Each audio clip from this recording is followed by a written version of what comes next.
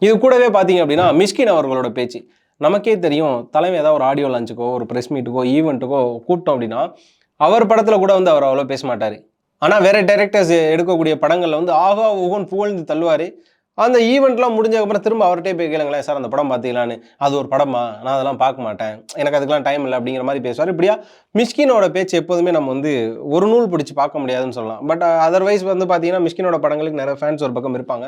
அண்மையில பார்த்தீங்கன்னா, மிஷ்கினோட டைரக்ட் செய்யப்பட்ட படங்களுக்கு ஃபேன்ஸ் இருக்காங்கன்னு சொல்றத விட, மிஷ்கின் நடிக்கக்கூடிய படங்களுக்கு ஆக்டரா மிஷ்கினுங்கிற நெறைய ரசிகர்கள் வந்துட்டாங்க. அந்த ஒரு பட்சத்தில பார்த்தீங்கன்னா, இந்த கொட்டுக்காளி படத்தோட ட்ரெய்லர் லான்ச் ஈவென்ட்ல அவர் என்ன பேசியிருக்காருன்னா, இந்த கொட்டுக்காளி படத்த இயக்குறதுக்கு முன்னாடி கூழாங்கல் அப்படிங்கிற ஒரு படத்த எடுத்துட்டு வந்து அந்த டைரக்ட் பேசிட்டு இருந்தாரு. நான் கேட்டேன், "அடுத்து என்ன படம் எடுக்க போறேன்னு?" "நான் வந்து கொட்டுக்காளின்னு ஒரு படம் எடுக்க போறேன்." அப்படின்னு சொல்லி சொன்னான். நான் உடனே கேட்டேன், "மியூசிக் டைரக்டர் யாருன்னு?" கேட்டேன். "மியூசிக் டைரக்டர்லாம் யாரும் இல்ல. இனிமேல் தான் பார்க்கணும்னு சொன்னான்." அப்படின்னு. அத சொன்ன உடனே மிஷ்கின் மைண்ட் வாய்ஸ்ல என்ன போயிருக்கு அப்படின்னா